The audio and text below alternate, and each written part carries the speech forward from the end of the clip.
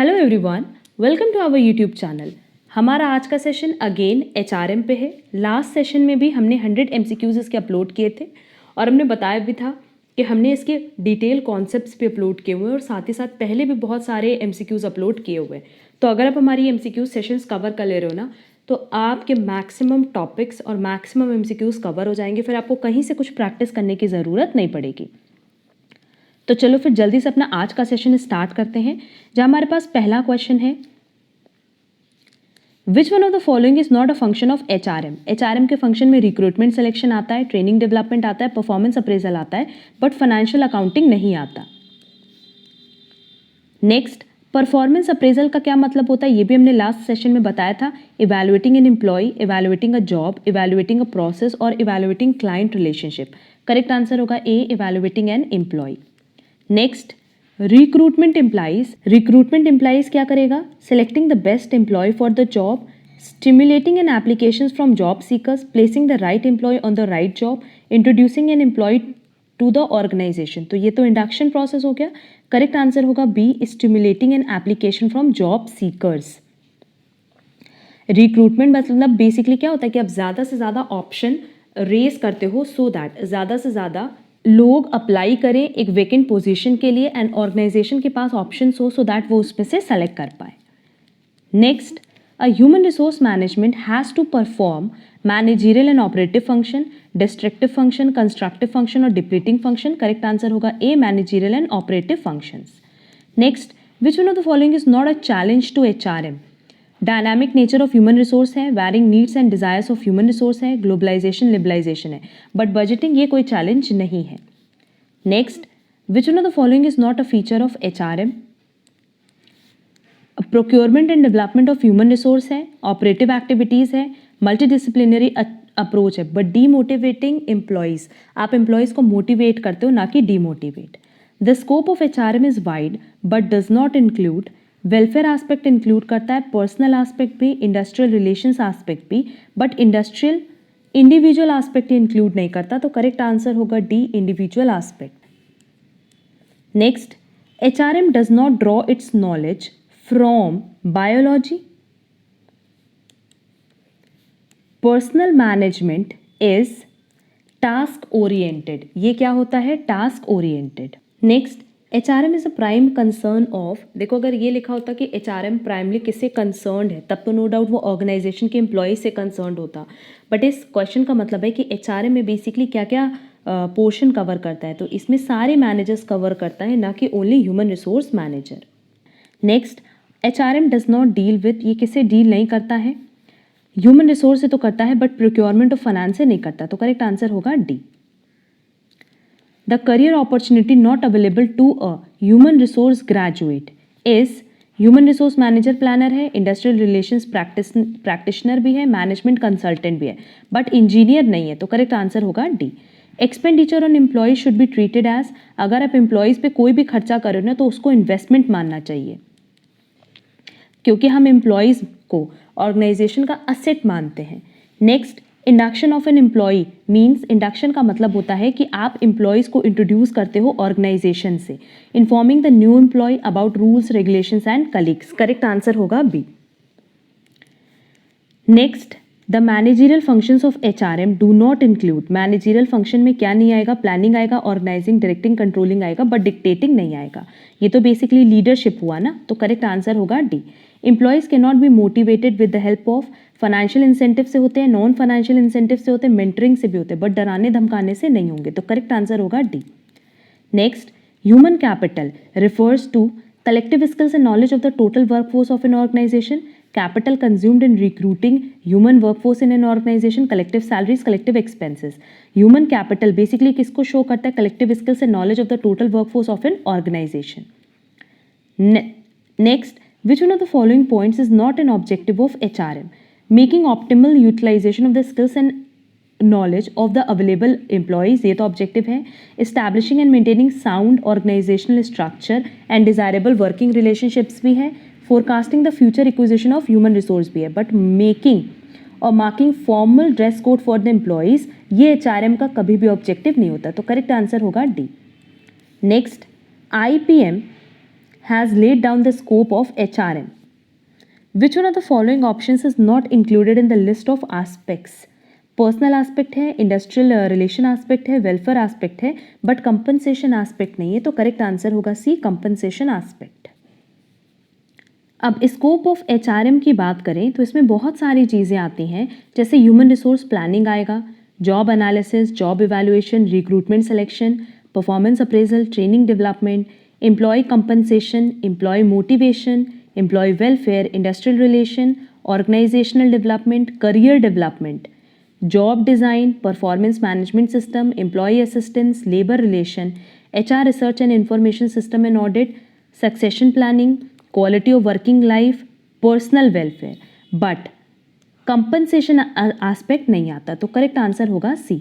Next, which one of the following functions is not a part of managerial function of HRM?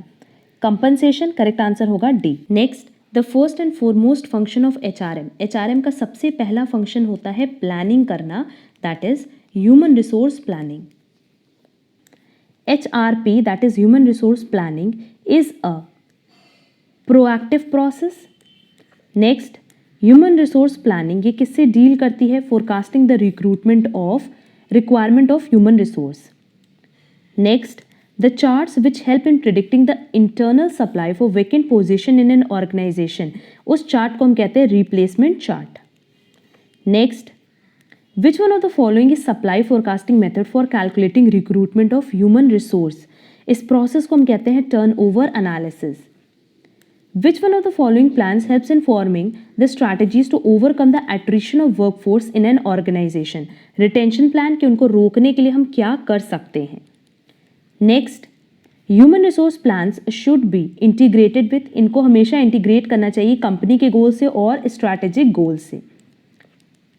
Next, the process of monitoring the external factors that affect the organization, इसको हम कहते हैं environmental scanning. A technique for human resource forecasting under which a functional relationship is established between dependent and independent variable, इस process को हम कहते हैं regression analysis. Which one of the following external factors includes age and education of an individual as a parameter for influencing an organization? Demographic factors, political factors, technological factors और cultural factors। अब क्योंकि हम individual की बात करें तो किस factor की बात हो रही होगी? डेमोग्राफिक फैक्टर्स की। Next, the process of trimming of existing workforce, मतलब एग्जिस्टिंग वर्कफोर्स में से कुछ लोगों को हटाना, इस प्रोसेस को हम क्या कहते हैं? Down sizing process. Next, the traditional term used for HRP is, human resource planning के लिए जो ट्रेडिशनल टर्म यूज़ किया गया है ना, वो है मैन पावर प्लानिंग। बट क्योंकि देखो ऑप्शन में हमारे पास मैन पावर प्लानिंग नहीं दिया है, तो करेक्ट ऑप्शन होगा D, human resource planning. Next, the process of integrating strategic plans with HRM is, HRM के साथ स्ट्रैटेजिक प्लान को इंटीग्रेट करना, एनालाइजिंग एंड स्वेट एनालिसिस, करेक्ट आंसर होगा A. Next, the professional educational qualification for human resource manager can be MBA in human resource. Next, an organization acquires competitive edge over others because of its employees. Simple सी बात है, हर एक organisation अपनी employees की वजह से ही famous है, या उसकी गुडविल अच्छी है, या वो आगे है। नो डाउट हर एक ऑर्गेनाइजेशन के लिए सबसे इंपॉर्टेंट एसेट उनके एम्प्लॉयज़ है, तो एम्प्लॉयज़ की वजह से ही ऑर्गेनाइजेशन को बेनिफिट मिलता है। Which one of the following is a qualitative method of demand forecasting technique? Correct answer होगा C, Delphi technique. Next, work study technique को हम और क्या कहते हैं? Workload analysis. Which one of the following is a difficulty faced in human resource planning? Weekend top management support. A technique in which a problem is presented to the group members and many solutions are generated for getting to the optimal solution, इस process को हम कहते हैं nominal group technique. Next, the step of HRP process which involves balancing the human resource supply and demand in an organization, इस process को हम कहते हैं human resource programming. Next, reasonable balance between the demand and supply of a job, ये ज़रूरी है human resource planning के लिए. Next, job specification is one of the by products of, ये किसका बाई प्रोडक्ट्स है? जॉब एनालिसिस का। The method in which jobs are compared and arrange from highest to lowest order, इस process को हम कहते हैं ranking method. Next, which one of the following helps to overcome stress in job related activities? Job rotation, career planning, job enrichment और meditation. Correct answer होगा C, job job enrichment. Next, a process by which characteristics and qualities of a job are determined and created. तो इस पूरे process को हम कहते हैं job design. Next, job analysis, ये बेसिकली कलेक्शन है डेटा का about a job. Next, which one of the following is an immediate product of job analysis. Immediate product कौन सा है? Job description. Which one of the following is a method of job evaluation? Point rating method. सब learn करते जाना साथ ही साथ.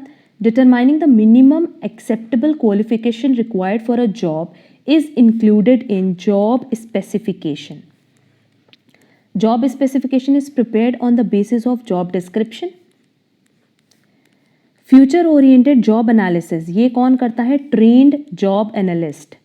The process of making a job complete and perfect, इसको हम कहते हैं job design. PAQ denotes the highly specialized structured instrument of job analysis, जिसका फोकस किस पे होता है? एम्प्लॉयज़ की एक्टिविटीज़ पे. तो PAQ है क्या? इसका फुल फॉर्म है position analysis questionnaire. Correct answer होगा A. Written statement that shows titles, duties और responsibilities and work environment of a job are called job description. Next, the personal, physical, mental and psychological characteristics from the basis form the basis for preparing job specification. Herzberg described which one of the following processes by adding a zero to another zero? Job enlargement. सब learn करना है साथ ही साथ.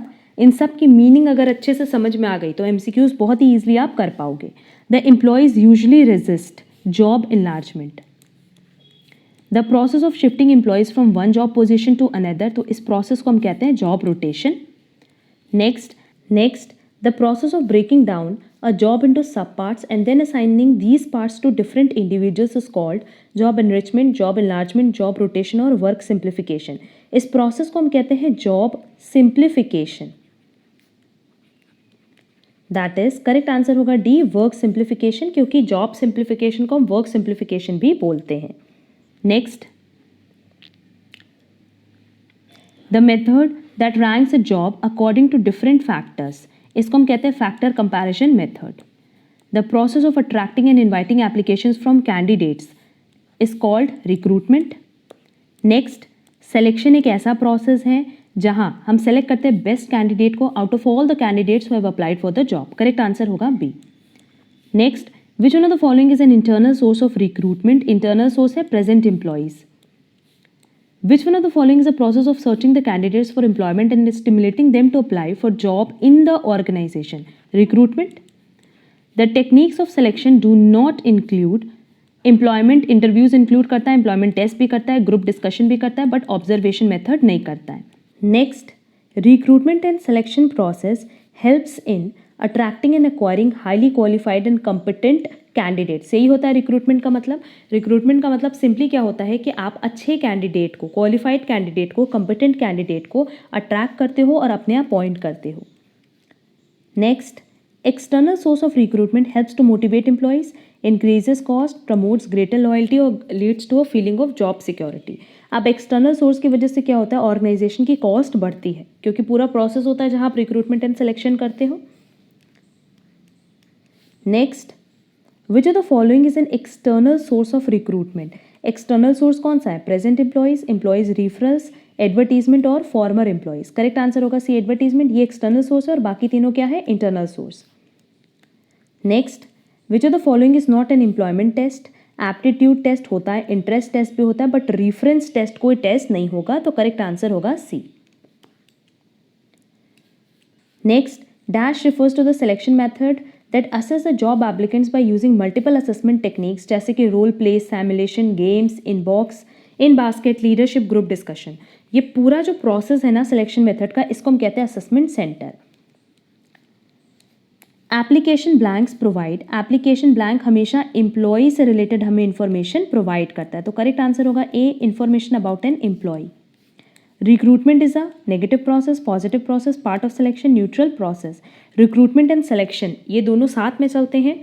पहले recruitment होता है फिर selection होता है. रिक्रूटमेंट हमेशा पॉजिटिव प्रोसेस होता है क्योंकि सबकी एप्लीकेशन को हम सेलेक्ट कर लेते हैं, और सिलेक्शन नेगेटिव प्रोसेस भी होता है क्योंकि उसमें हम कुछ लोगों को अपॉइंट करते हैं, कुछ लोगों को नहीं भी करते हैं.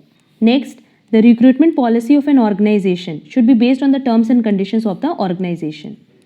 Any mistake in recruitment and selection of personnel, wastage of an organization's times, efforts and money. Correct answer होगा B. Next, the situation when the current employees of the organization take up additional part-time job with the existing one is called, मतलब जो आपकी regular की job है 9 to 5, उसके addition में जब आप इवनिंग में भी वर्क ज्वाइन करते हो तो उसको हम कहते हैं moon lighting. The most widely used method of searching applicants through external source of recruitment is advertisement. Basically आप media advertisement prefer करते हो. Next, the process of reviewing the applications received from applicants. Correct answer होगा D, screening. Next, dash refers to the process of introduction of a new employee to the organization, its policies, procedures and rules and regulations. No doubt induction. The step after induction is, induction के बाद आता है orientation. Correct answer होगा C. Next, placing the candidate in an individual sub group, इसको हम कहते हैं placement. Next, sensitivity training, ये किसने इंट्रोड्यूस किया था? कर्ट लेविन ने. मैनेजमेंट डेवलपमेंट प्रोग्राम, ये किसमें हेल्प नहीं करता?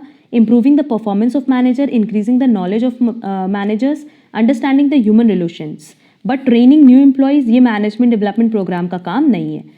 According to whom, training is the act of increasing the knowledge and skills of an employee for doing a particular job. Flippo. Next, in the Kirkpatrick model, which level of training evaluation helps in knowing that trainees have applied their gained learning to the job behavior? Next, which one of the following is not a component of development? Development का कौन सा component नहीं है? Resource accumulation. Next, dash denotes a careful study of jobs within the organization to develop the specific content of training. Task analysis. Next, a trainer also plays a role of, trainer का role और क्या होता है? Programme designer and media specialist, sales person, finance manager, HR executive clerk, GEO strategic. Correct answer होगा A. Next, which one of the following training method is an on the job training method? On the job training method कौन सा है? Job rotation. In the Kirkpatrick model, the dash level refers to the trainee's response to the overall usefulness of the training program. Reaction. Next, case study, ये basically किसकी training है? Of the job training की. Sensitivity training को हम और क्या कहते हैं? टी ग्रुप ट्रेनिंग कहते हैं. A training which is not conducted at the work place, जो वर्क प्लेस पे नहीं होती उसको ऑफ द जॉब ट्रेनिंग कहते हैं. Audio visual aids do not include written case study. Next, which one of the following is not an objective of training? Productivity improvement है, quality improvement है, personal growth है, but termination नहीं. तो correct answer होगा D, termination. Which one of the following points is a demerit of coaching and mentoring? Creates a feeling of jealousy among other employees, increases productivity of employees, provide an excellent opportunity, offers constant guidance to the trainees. Creates a feeling of jealousy among other employees, ये demerit है coaching and mentoring का. Next, a method of training which involves giving a real situation of trainees and asking them to act on that situation. इस process को हम कहते हैं role playing. Next, how many decision points have been identified by John Dupire and Luz Pittoni in training evaluation? इसका correct answer है A, 8. Next, Kirkpatrick suggested dash levels of evaluation of training 4. किर्कपैट्रिक्स ने ये जो 4 levels of evaluation of training suggest किए थे, इसमें पहला था रिएक्शन, ये लर्न कर लेना, फिर था लर्निंग, फिर था behaviour and last is result. In which technique a trainee assumes the full duties and responsibilities of the position currently held by his और हर सुपीरियर अंडर स्टडी. एंड आज का लास्ट क्वेश्चन है, in which method are trainees provided with a tray of papers and files related to their functional areas and are required to study the material and make their recommendations in basket exercise. अब ये overall 100 MCQs थे जो कि again HRM से related थे. अगर किसी भी क्वेश्चन में कोई डाउट हो तो कमेंट बॉक्स में कमेंट करके पूछना, और बाकी जो क्वेश्चन हमने बोला आपको बताने के लिए वो ज़रूर कमेंट बॉक्स में आंसर करना उसका, सो दैट हम उसको फर्दर डिस्कस कर पाएँ. अब अगर आपको आज का क्लास पसंद आया तो वीडियो को लाइक ज़रूर करना, एंड अगर आप हमारे चैनल पे नए हो तो चैनल सब्सक्राइब जरूर कर देना, सो दैट आगे की क्लासेस की नोटिफिकेशन आपको टाइमली मिल पाए. अब हम लोग मिलेंगे हमारी नेक्स्ट क्लास में जहाँ हम लोग कुछ और इंपॉर्टेंट टॉपिक पे डिस्कशन करेंगे. आज के लिए बस इतना. Thank you so much.